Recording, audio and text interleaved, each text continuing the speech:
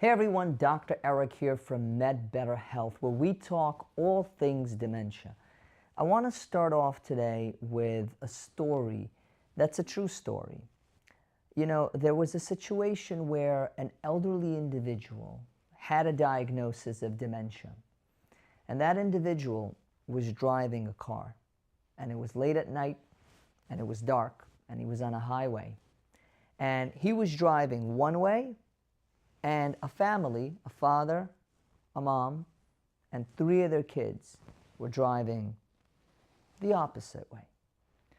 The gentleman with dementia was not able to process the information properly, and what ended up happening was that he went on the wrong lane of the highway, and it was a head-to-head collision. Everyone in that accident, including the 3 kids in the back, unfortunately, passed away. Now, I want you to think about that. You're listening to this story right now.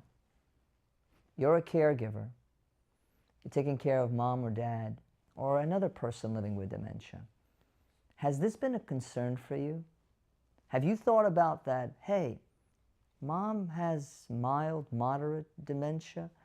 I'm not really sure. Is it safe for her to drive?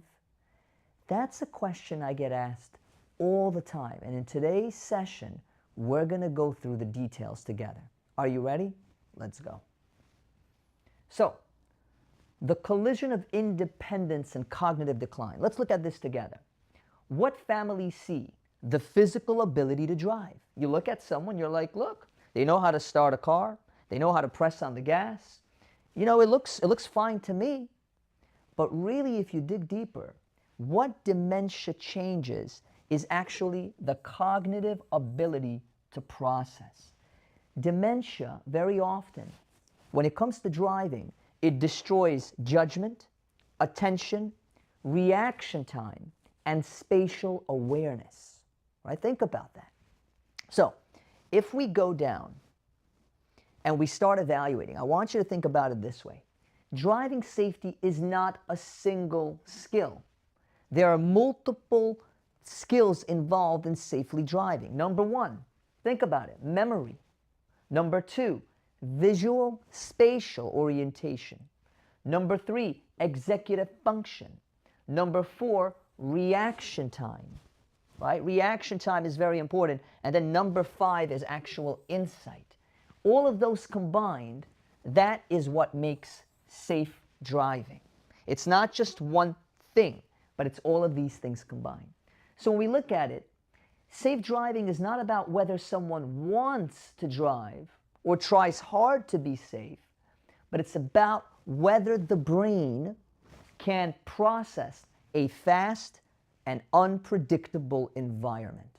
And that is huge. So let's take a look. If you're a caregiver and you're listening to this, I want you to comment below. How many of you have spoken to your loved one and you've mentioned to them that I don't think it's safe for you, Dad, to drive? And how many times has Dad said, what are you talking about, Samantha? I'm perfectly fine. I can drive. And you're thinking, man, like, I don't think that's really reality. Well, there's actually a word for that, and it's called anosognosia.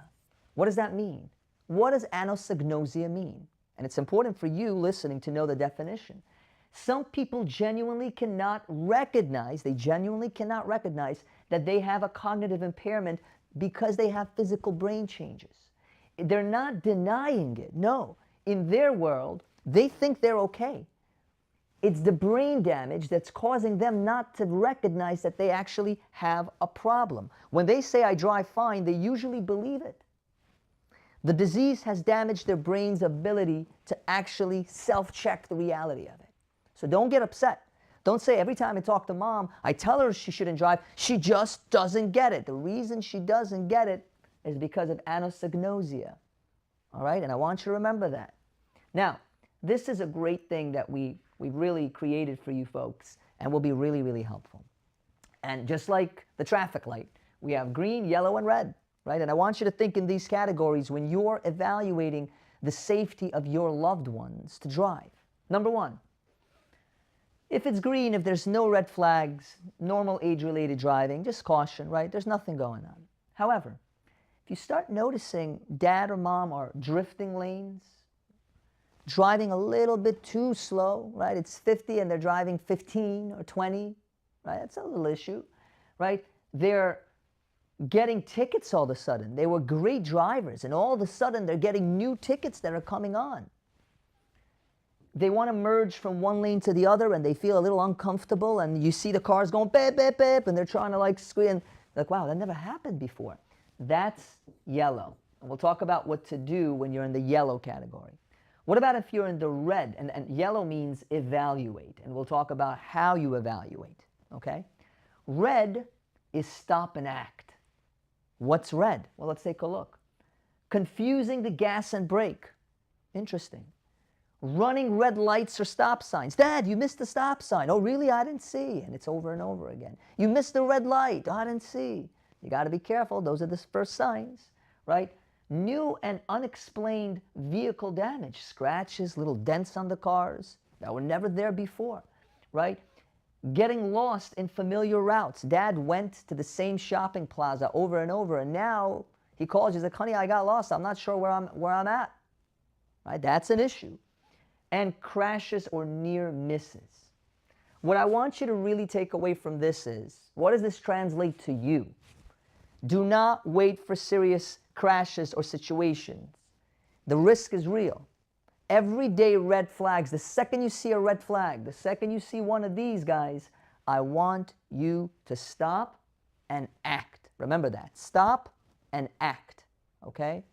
Now, I want you to comment below before we go forward. How many of you folks feel this is something that's going on right now in your family? And how many of you would love to speak to someone or to have someone guide you to better understand who can you turn to? Comment below. Because if that's you, you can benefit from a new Medicare program called the Guide Model. The Guide Model is a new program specifically designed for you, the caregivers. And you see what I'm doing right now, giving you resources, giving you this education. You don't get that in a doctor's office because doctor's offices are not designed for that. So Medicare designed a new program called the Guide Model, which my organization, Med Better Health, is one of the leading organizations to provide that to you, the caregiver. So if you're interested in learning more, comment below. Please reach out to me, right? Interested. Let us know. We will reach out to you and help you figure out, how do I get my dad tested for driving? Where do I go? Who do I turn to, right? We can help you with that, among other incredible things in the Guide Model. Now, let's look at the driving decision matrix. Guys, this is one of the most important slides. I want you to look at it. This is how I want you to think, all right? I want you to think in this matrix. Risk level. Low concern means no incidents. Caregiver has no concerns. You don't do anything. You just start an early conversation, right? Hey, Dad, what's going to ever happen when you get older? What do you think we should do, right, about your driving? What are your thoughts, right? Just have an early conversation. What about moderate concern? What does it mean? You start noticing slower reactions, difficulty in complex traffic. We talked about this. Getting lost in familiar areas. You have to, A, talk to the doctor, and also consider a formal driving evaluation. And here at the Guide Model, we actually help link you to the proper organization. If you're part of our program, we help link you to the proper organization who can help you get that driving test set up. Because it could literally be the difference between life and death, as the story that I mentioned in the beginning of our session today. Now, high concern. You start noticing dents, tickets, as I mentioned, trouble merging, trouble with red lights or stop signs, getting lost. That's when you got to pause. You can't, okay, let's wait 3 months until he gets a driving evaluation. You're not going to do that because you know that's something you can't afford to lose. There are certain decisions that I've talked about that are one-way door decisions. Once you make that decision, the door, you can't go back. And once Dad takes that wheel and he starts driving, and you already saw the flags over here of concern, boom, there's an accident. Could be horrendous outcome. So you pause the driving until you're evaluated. You talk to your doctor, and you get an official training, official evaluation for Dad on driving, officially. Now, Where's the immediate danger? Crash, confusing, gas and brake, running red lights. That's when you stop. You take it. There may be World War III in your home, right? But I'd rather have, a World War III with my words rather than actually have, God forbid, a horrible situation where I need to say goodbye to my dad or my mom, right? And so stop driving immediately. Remove vehicle access. If you want to get him tested, get him or her tested, that's also important so he understands why. It's not you. You're not the person who's saying that. It's actually a medical professional. It's actually a professional organization that says it's not safe. Don't be the bad person. You're not the evaluator. There are professionals who evaluate. You're just seeing the red flags, right? Now, the more dangerous the evidence, the less this is a family debate. Move from discussion to specific protocol. All right, and we help you with that in the guide model. So we talked about this, but I want to go through it a little bit more in detail. Start early, observe and document the changes, what incidents are happening. If there's red flags, bring in the doctor. Ask the primary care or neurologist to document these concerns. Then you request a formal evaluation, which includes, and this is important, vision, cognitive, and motor testings. Remember we talked about all those different factors that affect our driving, especially as we age or we have dementia, right? And usually there's an on-road assessment by, it's called OT driving rehab specialist. That is the gold standard. We want the best, right? The best car, the best house. Well, you want the best to evaluate dad or mom or your loved one. How are they driving? And that's usually an OT driver rehab specialist. That's the gold standard. And you don't have to figure this out alone, like I mentioned, right? There are specialists who deal with this every single day. So when you talk to dad or mom or your person living with dementia, don't say, you're dangerously driving. This is a problem. You got to stop. It ain't going to work. It ain't going to work. Don't say, you can't drive anymore. Why are you being so stubborn? Remember, anosognosia. They don't think they have a problem. It's in here. You see it, everyone sees it. They don't. They think they're okay. You're not going to win that debate. Trust me, I've been there. You're not going to win. The better frame is, I want you and other people to be safe, Dad. I understand where you're coming from. And use outside authority, right? It's not you. It's not the daughter. It's the outside authority. Let's get an objective evaluation. And if I'm wrong and they say you're okay, Dad, by all means, drive me everywhere. I'd love that, right? The doctor is helping us make the safest plan. That's what you want. The goal is not to win an argument or to prove them wrong. The goal is to protect safety while preserving their dignity and independence, okay? So we've talked about that. I want to mention a little bit about the guide model. I've mentioned it before.